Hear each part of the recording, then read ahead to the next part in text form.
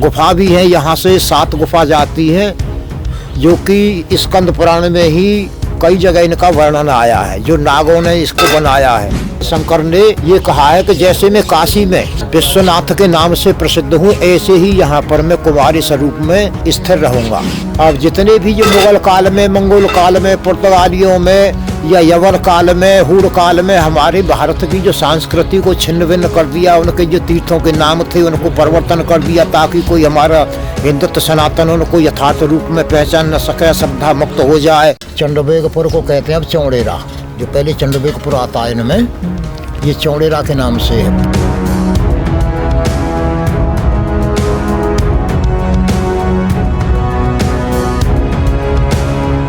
आज के इस अति प्राचीन धार्मिक महत्व रखने वाले क्षेत्र का वीडियो लेकर हम लोग आए हैं, और मेरे पीछे आप देख रहे हैं भगवान कार्तिक के द्वारा स्थापित यह कुमारेश्वर महादेव मंदिर। और इसी स्थान पर कहा जाता है कि 3 शिवलिंगों की स्थापना तारकासुर का वध करने के बाद में स्वयं भगवान कार्तिक के द्वारा हुई है। आइए करते हैं इस दिव्य क्षेत्र के दर्शन। यहाँ पे देखिए काफ़ी सारी पुरानी मूर्तियाँ भी हैं और अनेक चीज़ें ऐसी हैं। और शिवलिंग का जो महत्व है कि मैंने तो अभी तक जितने भी मंदिरों में गया हूँ, क्योंकि आप सभी जानते हैं काफ़ी मंदिर में शूट कर चुका हूँ, लेकिन मैंने ऐसा दिव्य शिवलिंग मैंने अभी तक नहीं देखा है। और इसी के बारे में आइए जानते हैं यहाँ के जो पंडित जी हैं, और वह इस तीर्थ के बारे में क्या कहते हैं, क्योंकि वो अति प्राचीन तीर्थ के बारे में संपूर्ण जानकारी रखते हैं, ऐसा ग्रामीण वासियों का कहना है। और वही इस तीर्थ के बारे में हमें जानकारी सही ठीक ठाक दे पाएंगे। भगवान कार्तिकेय ने तारकासुर का वध करने के बाद में 3 शिवलिंग की स्थापना की थी, जिसमें से एक शिवलिंग के दर्शन आप कर रहे हैं, कुमारेश्वर शिवलिंग। और ये तीनों शिवलिंग पास में ही है। ये मथुरा रोड है, अलीगढ़ से मथुरा जाने वाला रोड के पास में सहारा खुर्द गांव है, पाताल खेड़िया और सहारा खुर्द के बीच में यह अति प्राचीन मंदिर स्थित है। अच्छा, ये स्कंद पुराण पुस्तक है? स्कंद पुराण में भी है, और वैवस्वत पुराण में भी है, शिव पुराण में भी है, और विश्वकर्मा पुराण में भी है, ब्रह्मवैवर्त पुराण में भी है। इसका लेख कई जगह आता है इस मंदिर का। हाँ, इस मंदिर का। ये जब तारकासुर का आतंक हो गया था तो उस समय पर, क्योंकि उसने ये वरदान दिया था ब्रह्मा से कि मेरी मृत्यु न हो, मैं अविजय हूँ, यानी कोई भी मुझे हरा न सके, और हराए भी अगर मेरी मृत्यु भी है तो शिव जी के पुत्र के द्वारा। क्योंकि वो जानता था कि समय पर भगवान शंकर सती वियोग में समाधिस्थ हो चुके हैं, अपने कल्पवास में स्थिर हैं। ऐसी संभावना नहीं थी कि उनके कोई संतान होगी अथवा वो दूसरा विवाह करेंगे या कोई यही योग बनेगा। लेकिन जब ऐसा आतंक करने लगा तो एक धातु महादेवों कैलाश गिरी स्थितों प्रपंच पार्वती बांधा विविध मंडला, सभी देवता कैलाश पर्वत पर गए मंडल के साथ में जाकर के भगवान शंकर से कहा कि तो ऐसे ऐसे बात है, और ब्रह्मा जी ने इसको ये वरदान दे दिया है कि ये आपके पुत्र के द्वारा ही इसका अंत होगा। ऐसा सोचने पर यहाँ पर पार्वती का अवतार होता है दैवयोग से। वो तो शंभू की लीला थी। उसके पश्चात में समस्त देवता वहाँ जाते हैं, तो ये जो अग्नि देव थे, ये कबूतर का स्वरूप धारण करके इन्होंने जा करके माता पार्वती से कहा कि तो माता मैं तुम्हारा पुत्र हूँ, तुष्टि आत्मना कोपी न खलवंतु, यानी मेरे पास में तेज होने के कारण वस्त्र तो रुकता नहीं है, इसलिए मैं दिगंबर स्वरूप हूँ। और मैं ही नहीं, मेरे देवता भी, जो मेरा समूह है वो भी समस्त भूखा है, क्योंकि यज्ञ के द्वारा ही देवताओं का भोजन मिलता है। इसलिए तारकासुर ने इन पर सभी पर प्रतिबंध लगा दिया था। तो ये सब बातें करके उनका जो सुखलित हुआ वीर वहाँ से गंगा जी में आया। गंगा जी सहन न कर सकी तो उन्होंने इसको अपनी तरंगों से सरकंडे के वन में यहाँ पर रख दिया। इसको सरकंडे का वन भी कहते हैं, सरकानन भी कहते हैं, सब तुर्क वन भी कहते हैं, तारक वन भी कहते हैं इसको, यानी कई नामों से आया है ये। जैसे जैसे युगान परिवर्तन हुआ है इसके नाम परिवर्तन होते गए।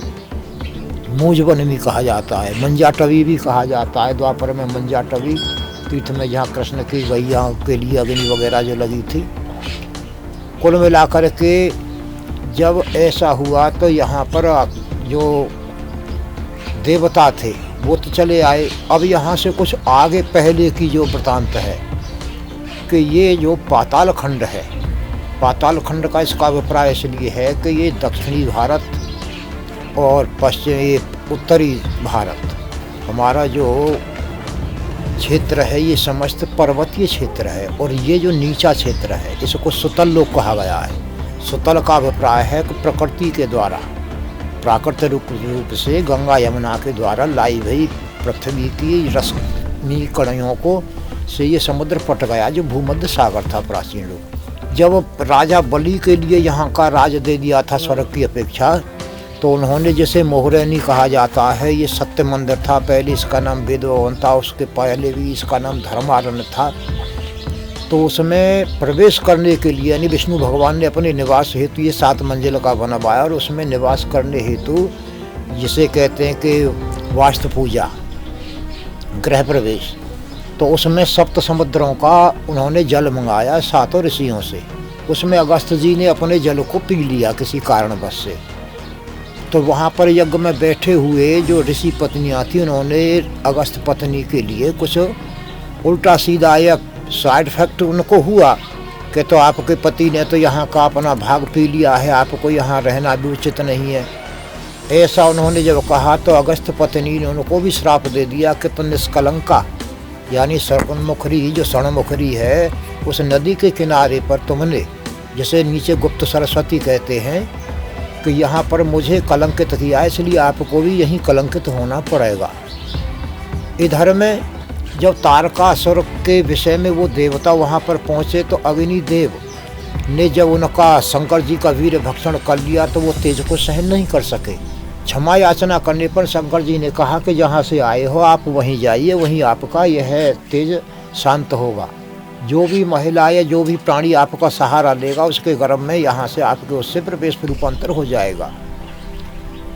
तो जब उन्होंने वहाँ से चल दिए तो यहाँ पर आकर के वो ये ऋषि पत्नियाँ जो थीं इस यज्ञ से निवृत्त होकर के यहाँ मूज वन में सरकंडे इकट्ठे करके मूज को तापने लगी अपनी गर्भ के लिए। उनके गर्भ रह गए तो ऋषि पत्नियों के जब गर्भ रहे तो ऋषियों ने कुल के भय की वजह से उस समय की जो परंपरा होगी तो उनको त्याग दिया। त्यागने पर वह 6 ऋषि पत्नियां इस मूज वन में ही आकर के यहाँ तपस्या में संलग्न हो गई। उसके पश्चात में माघ मास शुक्ल पक्ष षष्ठी के दिन एक बच्चे की रोने की आवाज़ आई। जब वो 6 माता उसकी तरफ में दौड़ने लगी जंगल में, क्योंकि पहले ये वन ही था, तो उनको वहाँ पर एक बच्चा दिखाई दिया। वो उन्होंने मातृत्व भाव से उनको उठा करके और 6 माताओं ने अपने अपने स्तनपान कराने की चेष्टा की। तो भोलेनाथ की कृपा से वहाँ पर इसने स्कंद भगवान ने 6 मुख करके 6 के स्तनपान किए, जहाँ से उनका नाम षडानन पड़ा, 6 मुख वाले।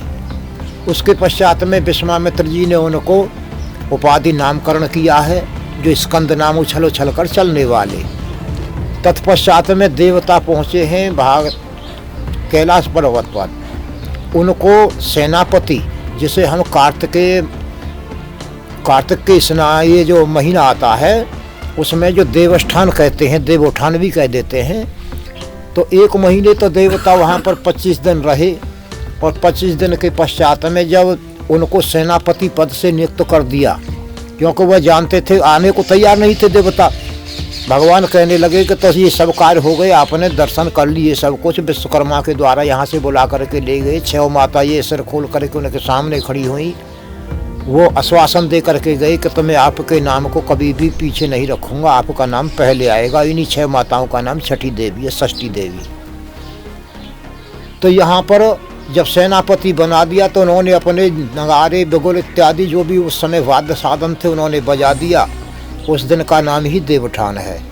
वहाँ से चल करके इन्होंने तारकासुर को घोषित कर दिया कि तो हम तैयार हैं युद्ध करने के लिए। तारकासुर भी समझने लगा कि कोई न कोई इनको बलि प्राप्त हुआ है, अन्यथा देवताओं की इतने साहस नहीं होता।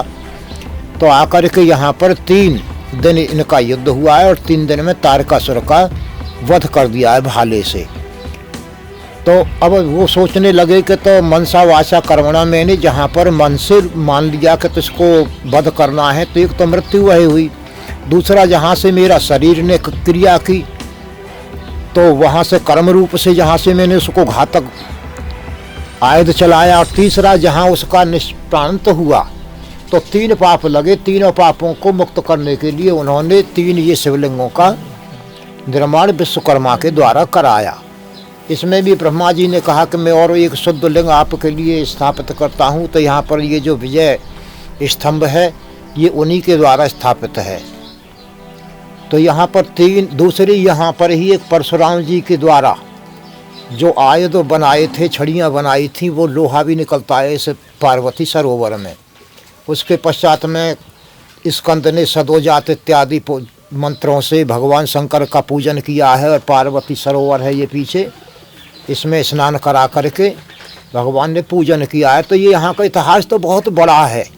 पहले भी यहाँ पर पांडव भी आए हैं, उनसे पहले भी आए हैं, सुव्रत भी आए हैं, करंधम भी आए हैं, उन्होंने तपस्या की है। अगर इसकी लिपि को निकाला जाए तो बहुत पुराना क्षेत्र है। गुप्त क्षेत्र इसलिए कहते हैं कि ये गर्भ स्वरूप है, ये न गर्भा आसीत, गुप्त रूप से ही यहाँ पर होकर के सरस्वती जाती है। अर्थात जो गर्भ में स्थित होता है, जो बीज होता है, वो गर्भ में ही न गर्भा आसीत, गर्भ के अंदर ही होता है। सब वर्तताग्रे भूत जात पतिरे का सदाधार धाम ते माया कसम हवसा विधेम।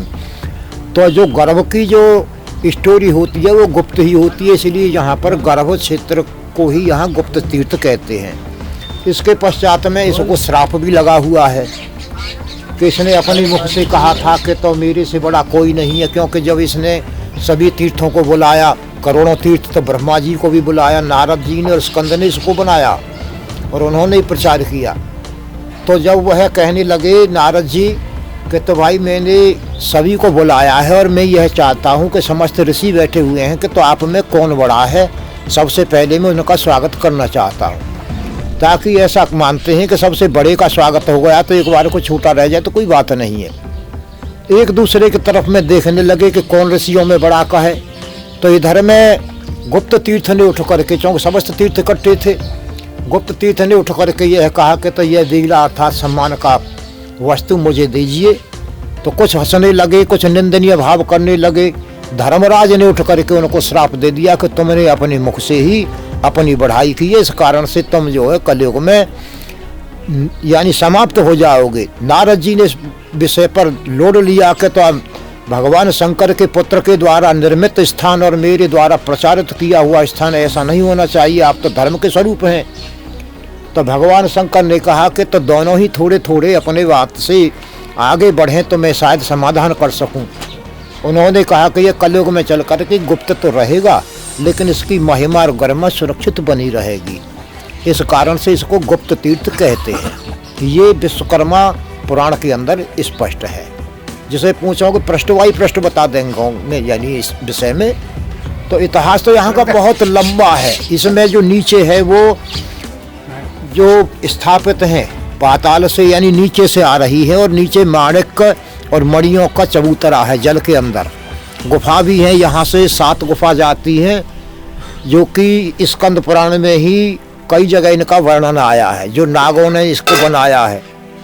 अब जितने भी जो मुगल काल में, मंगोल काल में, पुर्तगालियों में या यवन काल में, हूर काल में हमारे भारत की जो संस्कृति को छिन्न भिन्न कर दिया, उनके जो तीर्थों के नाम थे उनको परिवर्तन कर दिया ताकि कोई हमारा हिंदुत्व सनातन उनको यथार्थ रूप में पहचान न सके, श्रद्धा मुक्त हो जाए, आसक्त न हो सके। ऐसे कई कारणों के आधार से ये विलुप्त सा प्राय हो चुका है।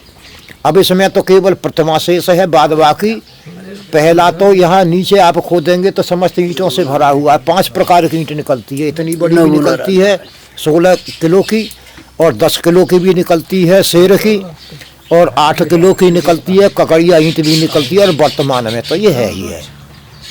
इसलिए इसको मैंने तो इसमें कितनी पुस्तकें, लाखों पुस्तक छपवा करके कि तो भाई ये तीर्थ है हमारे हिंदू धर्म का। दूसरी बात ये जो विश्वनाथ की उपलिंग है, भगवान शंकर ने ऐसा स्वयं यहाँ पर आकर के पुराणों में अगर माने सत्य तो ये कहा है कि जैसे मैं काशी में विश्वनाथ के नाम से प्रसिद्ध हूँ, ऐसे ही यहाँ पर मैं कुमारी स्वरूप में स्थिर रहूँगा। ये जो दूसरी है प्रत्यगेश्वर, वो ब्रह्मा जी की पुष्कर की उपलिंग मानी जाती है, और जो कपालेश्वर है वह उज्जैन की महाकाल की उपलिंग मानी जाती है। इसलिए यहाँ का जो वर्णन है शायद जिव्या नहीं कर सकती है। सुरतर वर्षाखा लेखनी पत्र मूर्वी लिखत अतिग्रीतवा शारदा सर्वकालम तदप तब गुणानाम मीस पारम नयाति। इसका वर्णन करना सक्षम नहीं है क्योंकि ये रहस्यों से भरा हुआ है। हमारे देश में इस्लामिक राज्य के आने के बाद शहरों के नाम परिवर्तन की परंपरा शुरू होती है, और ऐसे ही जो हमारे पवित्र शहर हैं जिनके नाम बदले गए हैं, उसके बारे में आज महाराज श्री हमको बताएंगे कि किन किन शहरों के नाम परिवर्तन हुए हैं और उनका जो असली और वास्तविक जो नाम है वो पुराणों में क्या है। इधर तारकासुर ने लोहासुर आदि के सहयोगियों के साथ सूरतपुर जिसे कहते हैं शासनी, मोहेरक तीर्थ मोहरैनी, मोहेरक तीर्थ मोहरैनी 645